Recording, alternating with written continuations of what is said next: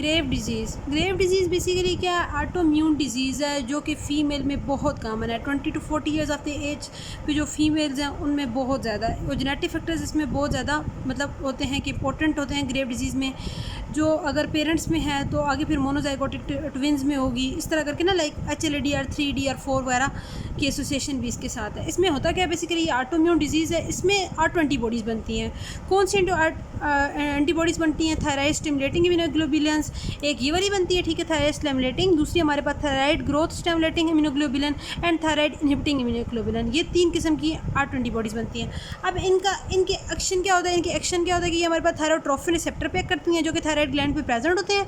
अब ये मिमिक करती हैं, मतलब जैसे कि थायराइड रिलीजिंग हार्मोन है ना, थायराइड स्टिमुलेटिंग हार्मोन, उसको मिमिक करके हमारे पास उसी का फंक्शन ना इंक्रीज़ करते हैं। जैसे थायराइड स्टिमुलेटिंग हार्मोन होता है वो हमारे पास थायराइड ग्लैंड पे एक्ट करता है, तो हमारे पास उसके रिजल्ट में T3 T4 रिलीज होता है। ये एंटीबॉडीज़ भी जब एक्ट करती हैं थायरोट्रोफिन रिसेप्टर्स पे आके हमारे पास ये भी T3 T4 को इंक्रीज़ करती हैं। अब देखें यहाँ हमारे पास T3 T4 का लेवल अगर ऑलरेडी भी ज़्यादा है तो ये उस पर कोई इफेक्ट नहीं, क्योंकि ऑटोइम्यून है ना, तो ये फिर भी रिलीज़ होती रहेंगी। जब ये ज़्यादा रिलीज़ होंगी तो हमारे पास क्या होगा कि थायराइड ग्लैंड ज़्यादा T3 T4 रिलीज़ करेगा और उसके साइन एंड सिम्टम शो हो जाएंगे, जिसकी वजह से जिसके रिजल्ट में थायरोटॉक्सिकोसिस हो जाएगी। सेकंड क्या होता है कि थायराइड ग्लैंड जो स्टिमुलेटिंग इम्यूनोग्लोबुलिन है वो हमारे पास क्या करती है कि वो थायराइड ग्लैंड पे एक्ट करके उसकी इनलार्जमेंट करवाएंगी, फॉलिकल्स इनलार्ज हो जाएंगे, हमारे पास थायराइड ग्लैंड खुद इनलार्ज हो जाएगा, जिसके रिजल्ट में ग्वाइटर बन जाएगा, ठीक है। और जो thyroid stimulating hormone inhibiting immunoglobulins है वो इसकी एक्टिवेशन को, थायराइड स्टिमुलेटिंग हार्मोन की एक्टिवेशन को उसके रिसेप्टर पे ना वो इनहिबिट करते हैं। इसीलिए कुछ पेशेंट इस तरह के होते हैं ग्रेव डिजीज़ में जिसमें मतलब हाइपोथायराइडिज्म के भी फीचर्स होते हैं, वो इस एंटीबॉडीज़ की वजह से होते हैं। उसके अलावा यही थायरोट्रोफिन जो रिसेप्टर्स होते हैं इसके, जो कि हमारे पास आइज़ में ना रेट्रो ऑर्बिटल फाइब्रोब्लास्ट की इन्फिल्ट्रेशन करवाते हैं, टी सेल्स वहाँ आएंगे, जिसकी वजह से इन्फिल्ट्रेशन, टी सेल की इन्फिल्ट्रेशन की वजह से वहाँ साइटोकाइंस आएंगे, इन्फ्लेमेशन होगी, एडिमा होगी, स्वेलिंग होगी। बाद में जाके क्या होगा कि वहाँ हमारे पास ग्लाइकोज, अमीनोग्लाइकन्स, उसके अलावा फैटी इन्फिल्ट्रेशन, ये सारी चीज़ें जब आएंगी तो उसकी वजह से हमारे पास पीछे से ना प्रेशर पड़ेगा, इंट्राओकुलर प्रेशर रेज होगा और आई बाल जो होगा वो आगे की तरफ प्रोट्रूड करेगा, जिसको हम कहते हैं प्रोप्टोसिस कहते हैं। इन ग्रेव डिजीज़ को ऑक्सेप्थोलमस कहते हैं ना, एबनॉर्मल प्रोट्रूजन होती है हमारे पास आई बॉल की। तो ये आप पिक्चर में देखें हमारे पास आई बॉल कितना प्रोट्रूड हुआ हुआ है और वाइट गेज है, स्टेयरिंग गेज है, और हमारे पास लिड लैग हुई हुई है, लिड रिटेक्शन हुई हुई है। ये सारी की सारी हमारे पास किस में होती है हमारे पास, क्योंकि एक्स्ट्राओकुलर मसल भी इसमें वीक हो जाते हैं, जिसकी वजह से ऑफ्थेल्मोपैथी होती है।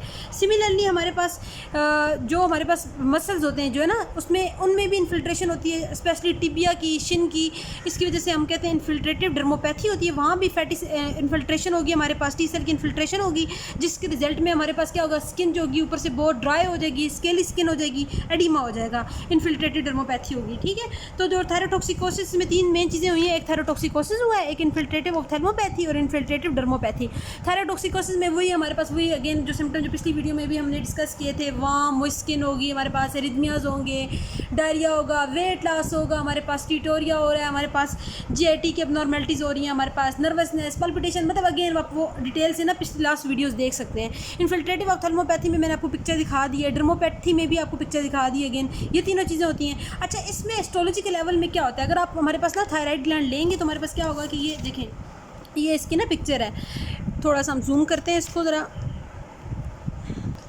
देखिए ये थायराइड ग्लैंड के ना फॉलिकल्स है। ओवरऑल जो थायराइड ग्लैंड होता है वो तो इनलार्ज होता ही होता है, ठीक है, वो स्मूथ होता है, उसका कैप्सूल इंटैक्ट होता है। अब ये देखें टाल कोलमनर सेल्स होते हैं हमारे पास, फॉलिकल्स को लाइन किया होता है ना एपिथेलियम, ये बहुत ज़्यादा क्राउडेड हो जाते हैं, ठीक है। हमारे पास जो फाइब्रोवास्कुलर कोर होता है वो हमारे पास, ये इसमें पेपेला की प्रोजेक्शन हो रही है, और हमारे पास जो क्लाइड है वो हमारे पास स्कैलोप मार्जिन है, क्योंकि वो एब्जॉर्प्शन होना स्टार्ट हो जाती है हमारे पास, तो इसमें ये चीज़ होती है। उसके अलावा टी सेल की इन्फिल्ट्रेशन होगी हमारे पास, कुछ बी सेल्स होंगे, कुछ मिच्योर प्लाज्मा सेल्स होंगे इंटरस्टिशियम वगैरह में ना, और जर्मिनल सेंटर जो होते हैं ना, ये हमारे पास जर्मिनल सेंटर्स है ना, ये वाले सारे के सारे ये बहुत कॉमन होते हैं हमारे पास। उसके अलावा लिम्फाइड हाइपरप्लेजिया होता है, फाइब्रोसिस होती है, और हमारे पास ग्लाइकोज अमीनोग्लाइकन्स की इन्फिल्ट्रेशन होती है। तो ये आपने सारी पिक्चर्स देख लिया और होप सो आपको ये कंसेप्ट क्लियर हो गया होगा। उसके अलावा हमारे पास की ट्रीटमेंट क्या है कि ट्रीटमेंट में वही आप एंटी थायराइड ड्रग्स दे देते हैं, प्रोपाइथायोरेसल, कार्बिमाजोल, पैथीबाजोल, जो कि हमारे पास ना इसकी प्रोडक्शन को इनहिबिट कर रहे होते हैं। तो ये हमारे पास इसकी ट्रीटमेंट है।